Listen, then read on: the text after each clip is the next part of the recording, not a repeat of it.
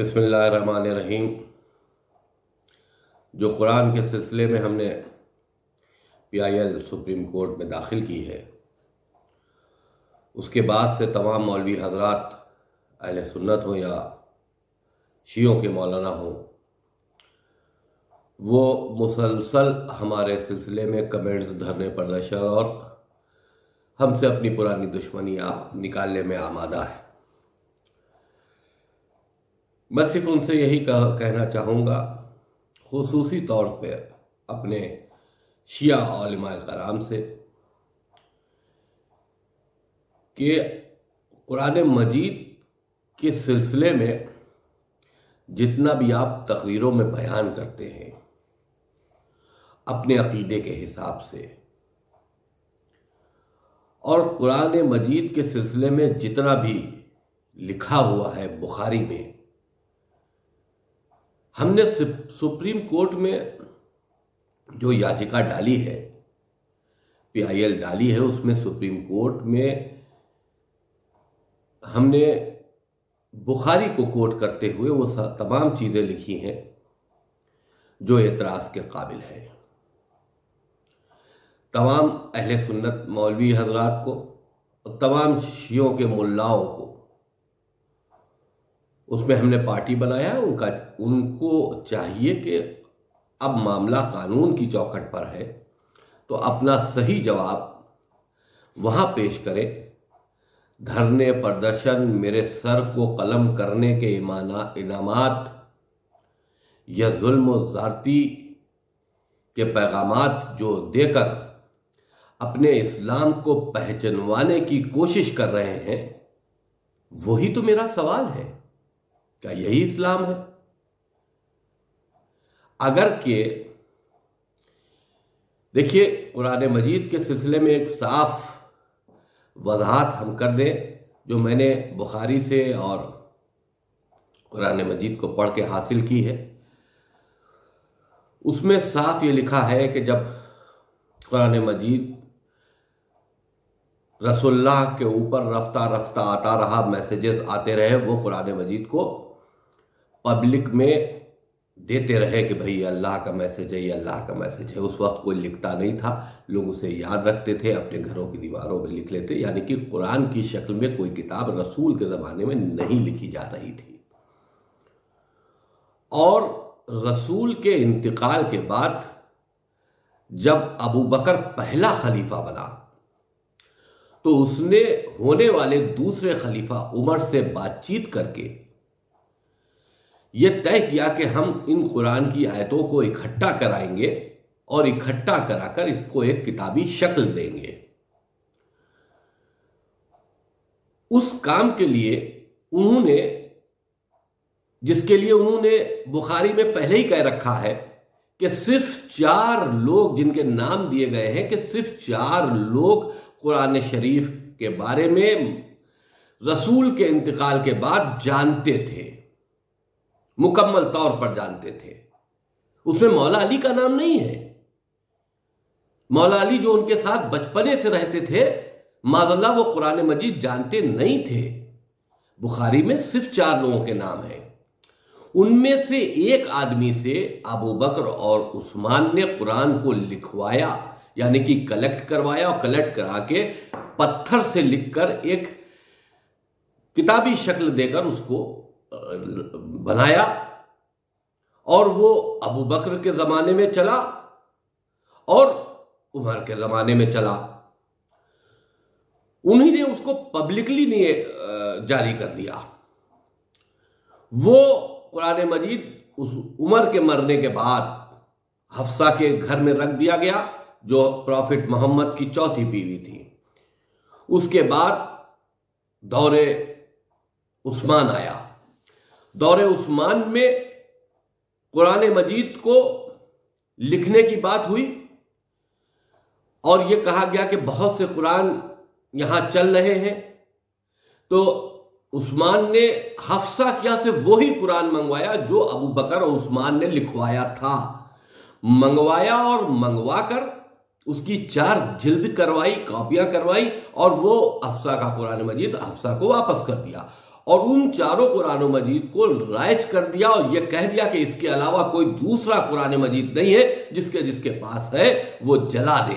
यानी कि कुरान मजीद को जलाने का हुक्म देने वाला तीसरा खलीफा उस्मान था। और किताबी शक्ल में जो लोग इस वक्त भ्रम पैदा कर रहे हैं कि अल्लाह की तरफ से किताबी शक्ल में कुरान आया और एतराज हो रहा, नहीं, किताबी शक्ल में आया होता तो कोई एतराज नहीं करता, चाहे उसमें कुछ भी लिखा होता। रसूल आयतें बयान करते गए, उसके बाद आयतों को इकट्ठा, बाद में रसूल के मरने के बाद में आयतों को इकट्ठा किया गया और उनको जमा करके एक किताबी शक्ल दी गई। अब जमा करने वाले कौन थे? क्या वो आले रसूल थे? नहीं, सहाबियों में से थे। आले रसूल हजरत अली अलैहिस्सलाम जब अपना कुरान उमर के दरबार में, अबू बकर के दरबार में लेके गए, जब कुरान ढूंढा जा रहा था, तो उन्होंने उस कुरान को मना कर दिया कि हमको हजरत अली का कुरान नहीं चाहिए। हमने तमाम मजलिसों में यह सुना है कि जो कुरान हजरत अली देने गए थे, जो खलीफाओं ने वो कुरान नहीं लिया, वो कुरान अब जब हमारे इमाम का ज़हूर होगा तो उनके हाथ में होगा। अगर कि वो कुरान जो इमाम अली का है और वो आखिरी जो हमारे इमाम हैं उनके हाथ में होगा और वो ज़हूर करेंगे, तो यानी कि कुछ ना कुछ तो इस कुरान में गलत है, तभी तो वो सही कुरान लाएंगे। या तो ये अकीदा गलत है, और अगर अकीदा सही है तो फिर ये कुरान गलत है। कुरान को लिखने वाले 3 खलीफा और पब्लिश करने वाले 3 खलीफा और इस पे कुरान की मोहर लगाने वाले 3 खलीफा, और उन तीनों खलीफाओं ने इस कुरान मजीद को जारी किया। अब कहा जाता है कि ठीक है, किताब उस्मानी, जिसको हम कुरान मजीद भी कहते हैं, उसको किताब उस्मानी भी कहते हैं क्योंकि उस्मान ने इसको जारी किया था। अगर के कहा यह जाता है कि रसूल के बाद यह सब वाकया हुआ है, तो आले रसूल ने कभी भी इस पर कोई नुक्ता चिंती नहीं की, इस पर कोई ऑब्जेक्शंस नहीं किए। तो हम कौन होते हैं इस पे ऑब्जेक्शंस करने वाले? बहुत सी ऐसी मसलहतें थीं मौला अली के जमाने में जिसको मसलहतन उन्होंने उस पर खामोशी इख्तियार की। अगर के जो उस्मान ने कुरान जारी किया था, अगर के उस कुरान को राइज कर दिया जाता, जारी कर दिया गया था, उसको हजरत अली रोक देते और जो उनके पास कुरान था उसको जारी करते, तो इस्लाम में 2 कुरान हो जाते। समझदारी का फैसला करते हुए हजरत अली ने अपने हक को मारते हुए उन खलीफाओं के कुरान को पर कोई आपत्ति नहीं की और उसी को कुरान मान लिया। हम ये नहीं कह रहे कि मुकम्मल कुरान गलत है। इनकी कुछ आयतें, क्योंकि ये सीधे नहीं आई है और रसूल ने लिखी भी नहीं है, रसूल के खानदान से ली भी नहीं गई है, ये खलीफाओं ने लिखवाई हैं। तो अगर उसमें कोई शक की गुंजाइश हो रही हो तो हम उस पर शक करके हम उस पर बात कर सकते हैं, क्योंकि यह खलीफाओं की लिखी हुई किताब है। हम माज़अल्लाह रसूल से सवाल नहीं कर सकते, लेकिन हम इन खलीफाओं से सवाल जरूर कर सकते हैं। अगर कि यह बात कही जाए कि आले रसूल ने इस बात को कभी खुद तवज्जो नहीं दी या कभी खुद इस पर एतराज नहीं किया, तो मैं तमाम शिया मौलवियों, तमाम शिया हजरात से पूछना चाहता हूं कि एतराज तो उन्हीं ने खलीफाओं पे भी नहीं किया था। पहले खलीफा चुन के आ गए, रसूल की मैयत पड़ी रही, उसमें शिरकत नहीं की और चुनाव करके चुन लिए गए। दूसरे खलीफा भी बन गए, तीसरे खलीफा भी बना लिए गए, चौथे नंबर पर हजरत अली का नाम लाया गया। उन्होंने चौथा नंबर कबूल किया, जबकि उनको पहला खलीफा रसूल डिक्लेयर करके गए थे। लेकिन उनके साथ नाइंसाफी हुई, लेकिन उन्होंने इतराज नहीं किया। तो फिर हम लोगों को चाहिए कि पहले हम तीनों खलीफाओं को माने, फिर चौथे खलीफा हजरत अली को माने, और फिर पहले इमाम हसन से शुरू करें, दूसरे इमाम हम इमाम हुसैन को माने, पहले खलीफाओं को माने, क्योंकि हमारे इमामों ने कभी उन पर एतराज नहीं किया, तो हमको भी मानना चाहिए। बड़े शर्म की बात है, शिया मौलवियों से हम तवज्जो फरमा रहे, शिया मौलवियों की हम तवज्जो चाहते, बड़े शर्म की बात है। आज तुम उन शहजादी के कातलों की पैरोकारी कर रहे हो, आज तुम उन जालिमों की पैरोकारी कर रहे हो जिन्होंने शहजादी के घर में आग भी लगाई है, शहजादी की मिल्कियत भी छीनी है, आज उनकी पैरवी कर रहे हो। कुरान मजीद के सिलसिले में मैंने बात क्या कह दी, आपने हमारी जबान काटने के लिए, हमारा गर्दन काटने के लिए, हमको इस्लाम से बेदखल करने के लिए तमामों फतवे दे दिए। आज हमारे शिया भाई ज्यादा तादाद में जोशीले हो गए हैं, और वो ज्यादा तादाद में आगे बढ़ रहे हैं। उनको क्या नहीं मालूम कि किसकी पैरोकारी में जा रहे हो? उमर, अबू बकर, उस्मान की पैरोकारी में जा रहे हो। जिस पर तुम्हारा अकीदा लानत भेजने का है, तुम उसकी पैरोकारी में जा रहे हो। कुरान तो एक आड़ की बात है, और कुरान के सिलसिले में जो मैंने बातें कही हैं वो जायज बातें इसलिए है कि कुरान में दो तरह की आयतें मिलती है, एक इंसानियत के लिए अच्छे संदेश देती हैं और एक इंसानियत के लिए बुरे संदेश देती हैं। हमने यही बात कही है, जो इंसानियत के लिए अच्छे संदेश देती हैं वो तो अल्लाह के संदेश है, लेकिन अल्लाह इंसानियत के लिए खराब, बेतुके, जुल्म ज़्यादती से भरे कोई भी कलाम नहीं कर सकता। ये मेरा अकीदा है, मेरे अल्लाह का अकीदा है। हम अपने अल्लाह के ऊपर अकीदा रखते हैं, अपने रसूल पर अकीदा रखते हैं, और उनके जरिए जो कुरान मजीद की आयतें उतारी गई उस पर अकीदा रखते हैं, लेकिन किताब उस्मानी पर चैलेंज करते हैं। यह साजिशन किताब उस्मानी को तैयार किया गया। इन्हीं किताब उस्मानी की आयतों से हमारे इमामों के सल कलम करने के फतवे जारी हुए हैं। हमारे इमामों को जेल में रखा गया है इन कुरानी आयतों का बेस बनाकर। हमको भूलना नहीं चाहिए कि हम क्या कर रहे हैं। 1400 साल पहले अगर किसी ने आवाज नहीं उठाई तो इसका मतलब है इस हक की बात की आवाज कोई नहीं उठाने वाला है। हम कब तक इनके तलवे चाटते रहेंगे? आज भी हम इन्हीं कुरान की आयतों के तहत पूरी दुनिया में काटे जा रहे हैं। हम गैर मुस्लिम सब कभी पाकिस्तान में, कभी अफगानिस्तान में बुरी तरह काटे जा रहे हैं, और इसी कुरान के हवाले से काटे जा रहे हैं। कुरान एक वो किताब है जो छोटे मोटे इंसान की या किसी छोटे मोटे आलिम की नहीं है, यह अल्लाह की किताब है।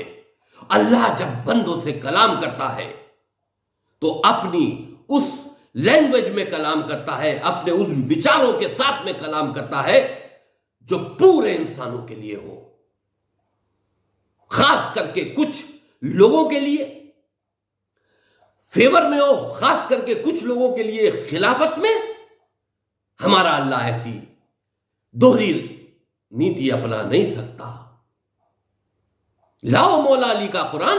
हम तो कहते हैं, चलिए मैं रिट वापस लेता हूं, हम चैलेंज करते हैं शिया मौलवी हजरात से, आलिम दीन से, जो 26 आयतों के सिलसिले में हमने रिट दाखिल की है। अगर उन 26 आयतों का अमल आले रसूल ने, यानी कि पहले इमाम से लेकर आखिरी इमाम तक, अपनी जिंदगी में उन्हीं ने उसको करके दिखाया हो, अपनी अमलिया जिंदगी में उस पर उन लोगों ने उस पर अपने को अपने से जोड़ते हुए कोई अमल किया हो और किताब में लिखा हो, हमारी हमको ला के दो, हम आज इस PIL को वापस करेंगे। कुरान मजीद हम अहले बैत को कहते हैं बोलता कुरान है। जो कुरान बोल रहा है वो इन आयतों पर अमल नहीं कर रहा है, और जो कुरान खामोश है, किताब की शक्ल में है, उससे तुम ये उम्मीद रख रहे हो कि जो इसमें लिखा हुआ है सब सही है। इतराज तब नहीं था जब रसूल लिखते थे, इतराज तब नहीं था जब अल्लाह की तरफ से आती। इतराज इसलिए है पैदा होता है कि इसको लिखने वाले खलीफा थे, ढूंढवाने वाले खलीफा थे, हम लोगों को उससे दूर रखा गया था। आज उनके मिर्चें इसीलिए लगी है कि उनकी साजिश पकड़ी जा रही है। उन्हीं ने खाका खींचा था दुनिया में इंसानी आतंकवाद को पैदा करके और पूरी दुनिया पर चढ़ाई कर देने का, पूरी दुनिया में कत्लो आम कर देने का। उसका सहारा उन्हीं ने कुरान शरीफ में छोटी छोटी सूरे डालकर, छोटी छोटी आयतें डालकर लिया है। हम उन आयतों को चैलेंज कर रहे हैं कि यह राष्ट्र के हित में नहीं है, इससे राष्ट्र को नुकसान है, हमारी देश की सुरक्षा को नुकसान है, हमारे मुसलमान नौजवानों को नुकसान है। तो लोगों का एतराज हो रहा है। जिसको एतराज करना है सुप्रीम कोर्ट में जाकर दाखिल याचिका में अपना हलफनामा लगाए और एतराज करे। हमारे वकील भी रहेंगे, हम एतराज का जवाब देंगे। लेकिन धरने, प्रदर्शन, लोगों को गुमराह करना कि वसीम रिजवी ने यह कर दिया, वो कर दिया, यहां से लेके पाकिस्तान करके के वो छोटे छोटे मुल्ला जो मजलिस रट के आते हैं और मिंबरों से पढ़ के चले जाते हैं, जिनको इल्म के बारे में ABCD नहीं मालूम, ये रट्टू तोते आज कुरान मजीद कौम को समझाएंगे। इनको चाहिए कि शियत जो ऐसा एक फिरका है जो आले रसूल पर जान देता है, उसमें ये खिलाफत का जहर मत घोले। हम अलग हैं, वो अलग है। खिलाफत वो है कि जिसकी मजबूरी में हमने इमामत को लाया है। अगर मौला अली का हक मौला अली को दे दिया गया होता और पहला खलीफा बना दिया गया होता तो यह लड़ाई खत्म हो जाती, वहीं पर खत्म हो जाती। लेकिन ऐसा नहीं किया गया। यह साजिश थी इन तीनों खलीफाओं की और रसूल सल्लल्लाहु अलैहि वसल्लम की दो बीवियां आयशा और हफ्सा, इन सब की साजिश थी।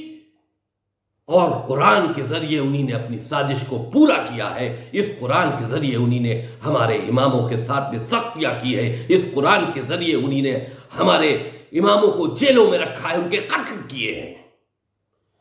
ये 26 आयतें जरूरी है, आतंकवाद को बढ़ावा देती है। हम आतंकवाद जैसी बीमारी से, जो कोरोना से भी ज्यादा खतरनाक है, कई 100 सालों से परेशान है। पूरी दुनिया परेशान है और शिया खास करके परेशान है कि शिया जहां भी होता है ये कुरान के मानने वाले उनको मुशरिक, उनको काफिर कहकर उनकी गर्दनें उतार लेते हैं। ये असल वजह है जो अब मिर्चें लगना शुरू हो गई है।